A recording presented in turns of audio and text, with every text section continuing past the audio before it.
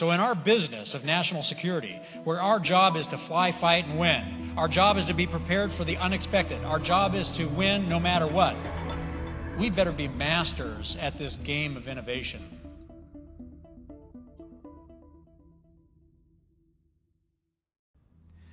Innovation. It's a pretty hot topic in the military right now, but it's a source of frustration for military leadership at all different levels. Now, in part, that frustration is because it's pretty hit or miss. We have our success stories that we like to celebrate, but a lot of times we use those successes to try and inform the times that things didn't work out, try and figure out what it was that we were missing. And the other part of the frustration is that when we look out at these other organizations and these big tech companies, they seem to be innovating left and right. And when they talk about their people, they say that their people are talented, hardworking, motivated, dedicated. It's all the same words that we use to describe our people. So what is it that they're doing? Why are they able to innovate all the time and we feel like we're stagnating? Well, what I would offer is that we have two problems. The first is that when we think of innovation under the framework of something called game theory, that innovation is a game, we're playing the wrong kind of game. And the second problem is, do we know what we're asking for? Do we know what innovation actually is and who can contribute? And I would say that we don't. So the first problem, what kind of game are we playing? So game theory is a subset of mathematics, popularized by a man named James Kwast. And what Kwast says is that everything in life can be thought of as being one of two kinds of games: finite games and infinite games. Now, a finite game has three main aspects to it. The first is that the players of the game are known. We know who's playing the game. The second aspect is that the players understand and agree upon the rules of the game. We know what you can do and what you can't do. And the third thing, and what's most important for what we're talking about today, is that winning of the game is defined. We know what winning looks like. So chess is a great example of a finite game.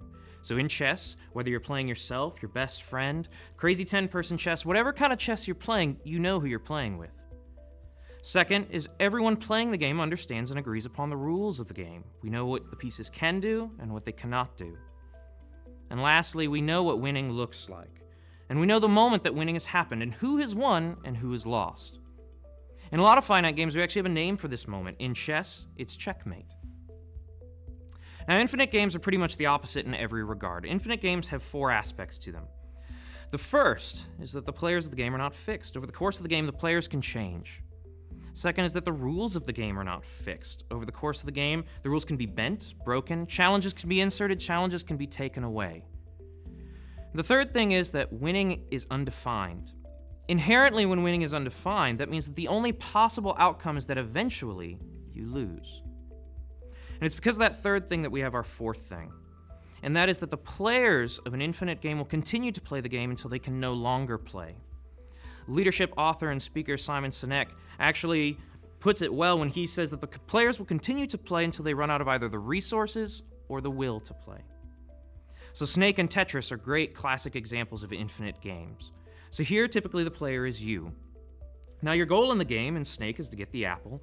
In Tetris, it's to keep the blocks down. Your resource in both of these games is space. The game is over in Snake when you run into yourself or the walls, or in Tetris when the blocks get too high. Now the problem with these games is they keep going and going and going. They never end. There's no point in which a screen pops up and says, "Congratulations, you win." The game is simply over when you run out of either resources, space, or the will to play. You stop playing. Now, in almost everything we do in the military, we play by the rules of finite games. Whenever you were going through your professional military education, whether that was basic, tech school, or otherwise, you, the student, are the player. And you're told how you may act and what the rules are for what you must do while you're in training. And at the end of training, there's going to be a measurement device that you're given, by which we'll determine whether you have passed or failed, won or lost. In our professional military education, we teach our supervisors that when they lay out objectives for their subordinates or their teams, that those objectives be SMART, specific, measurable, action-oriented, realistic, and time-driven. That we know what winning looks like. And we do this in almost everything we do in the military, but not innovation. So why do I say that? So I'm going to paint a picture. So a squadron commander sends out an email. And in this email, the commander says, "Team, you guys are talented, motivated, dedicated, hardworking, and I know that you have great ideas. I want to hear them." So let's innovate. Let's make the squadron better. Send your ideas up through the chain. Now, before the story continues, there's already an inherent frustration here, and that is, well, what does better mean? Better for me? Better for you? Better for the commander? Better for the customer? I don't know. Do you? See, what's happened here is the commander has initiated an infinite game where the team doesn't know what better means. What does winning look like? And that has consequences. So as the story goes, an airman reads this email. And despite not having been given a definition of better, the airman comes up with his own definition of better. He says, okay, I think this is a great idea. So I'm going to do like the email says. I'm going to feed it up through the chain. Goes to the supervisor, says, sir, ma'am, I think if we do this idea, we can make the squadron better. We'll bring costs down by this much, or time to do this task by this much, and we can make the squadron better. And I think most of us have been in this one-on-one situation before where we get this response. So, airman, I appreciate your motivation and enthusiasm, but I think when we look at your idea and the risks and the costs associated with it, and the value that we could stand to gain, or not, because the idea could not work, I just don't think that that's the idea that we're looking for. See, the problem here isn't that the airman didn't necessarily have a good idea. It could have been a great idea. The problem is that the airman's definition of better and the supervisor's definition of better are not aligned. Because they don't share that same definition of better, what winning looks like, that idea dies right there in that room. And the problem for most of us is when you experience that too many times, you stop bringing ideas to the table. You get frustrated and tired playing the infinite game. And what we need is leaders going out to the teams and defining what winning looks like, aligning the team on a common definition of what better is. A great example that I really like is, so imagine the same email came out, and the airman went to the supervisor and said, sir, ma'am, I think we can make the squadron better if we plant daisies. I think most of us would agree that if the people under us brought to us the idea of planting daisies and that's what's going to make our organization better, are we going to take the risk of bringing that up to the next level? That's what we should be spending money, manpower, and resources on? I think we can say we probably wouldn't. But what if that email instead had said, team, we get a lot of distinguished visitors, and we're a pretty high visibility organization. So I want to start a beautification project. Send your ideas up through the chain. Now when the airman comes to the supervisor and says, I want to plant daisies, daisies don't sound so silly anymore. Because the team is now aligned and have a common definition of what better is. And daisies meets that definition, and so the team can move forward with the idea. So the second problem, do we know what we're asking for? Do we share a common understanding of what innovation actually is and who can contribute and participate? So what I believe we have is a mixed message. So there's a lot of high-level programs and initiatives out there directed towards innovation, and a lot of those are celebrated by leadership. But the problem with the marketing and the advertising of these programs is that it's not targeted towards our everyday airmen. We're trying to bring those people to the table, but the things that we're showing them are things like cool jets and new weapons platforms, crazy software that's going to do something awesome. The kinds of things that scientists, academics, researchers, engineers would be tackling, not your everyday airman. And when we ask ourselves, does the average medtech firefighter, the person over at public affairs that takes your picture, for the finance tech, that despite what they're hearing, that when they see that's what we think innovation looks like, do we really think that we're speaking to them and inviting them to the table? I think if we answer that question honestly, I think we would say that we're not inviting those people. And there's a disconnect between what it is that we're marketing and who we're marketing to. So how do we establish a common understanding of what innovation is? Well, let's just start with the definition. So a nice definition for innovation, coming from Harvard, is simply something that is novel and useful. Novel simply meaning new. Now, new doesn't necessarily mean new to the world. That's invention. Simply new to your organization and how you do business. You don't have to be a genius to innovate. It just has to be new to your organization. So if we take that and we say, okay, so it doesn't have to be invention. It doesn't have to be singular genius coming up with something new to the world. Where do we guide our efforts? Where do we put our people to task to try and innovate? Well, in business, we have what we call the 3 Ps, the people, the process, and the product.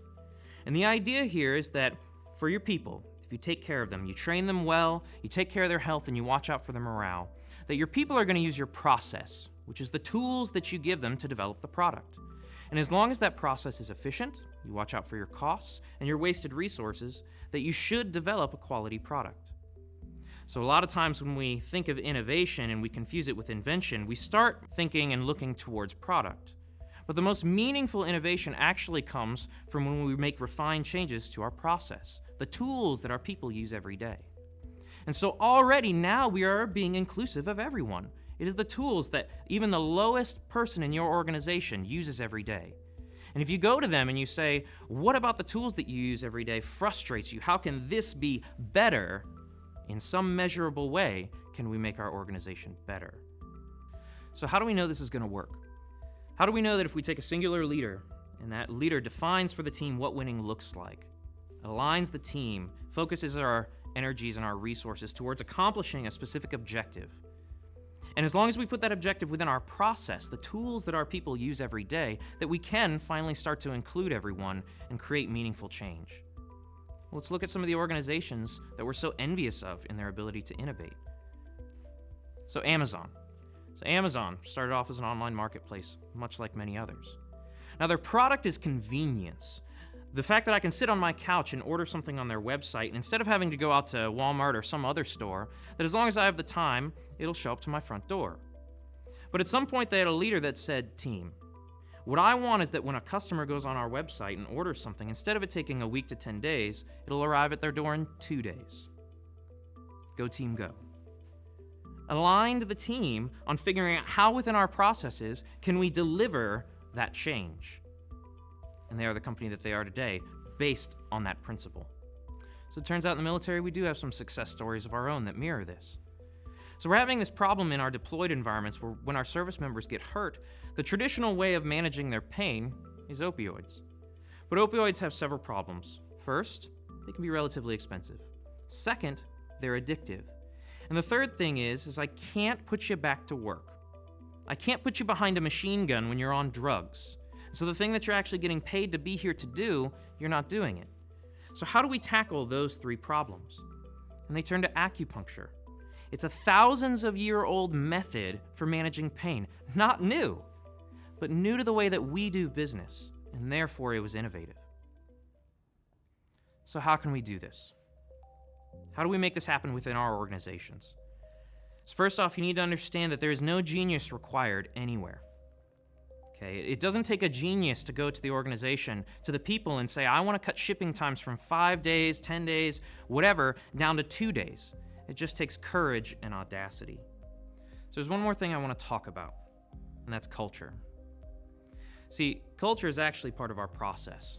Culture is our communication, the dynamics of who has the authority to say what kind of decisions we can make, and how we can communicate with each other, and how we deal with those that question or challenge the way that we do business. See, you have two kinds of cultures. You have an open-loop culture and a closed-loop culture. And you can innovate in either one of them, but the problem is depending on which one you exist in, there are long-term consequences. So in a closed-loop culture, it simply is what it sounds like. You're in a closed loop. You can never look out and nobody can question why. Why it is that you're doing what you're doing.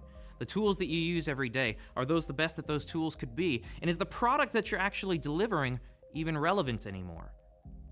See, an open loop culture allows people to come in from the outside, or those within, to look out and say, is this the best that we could be doing? Is this how we should be doing this? And is the thing that we're actually doing worth doing anymore? A great example that I like is cavalry. So you imagine during World War II that you're a cavalryman. Now, up to that point in history, cavalry had played such a critical role in warfare. But you can go in and you can try and develop the finest cavalry in the world. You can have the best horses and the most well-trained riders in the world to deliver the best product, being the most feared fighting force on the battlefield. But you imagine at some point during World War II, you're sitting there and you show up to the battlefield, and across the field, you're looking at a bunch of tanks. Don't you wish that at some point someone would have raised their hand and said, what is it that we were hoping to accomplish here? Why is it that we're doing what we're doing? Is this even relevant anymore? Or should we have been spending all this manpower, time, and resources doing something else? We need to have an open loop culture. where we accept people coming into our organization and asking why, and that we answer those questions and we look for meaningful answers.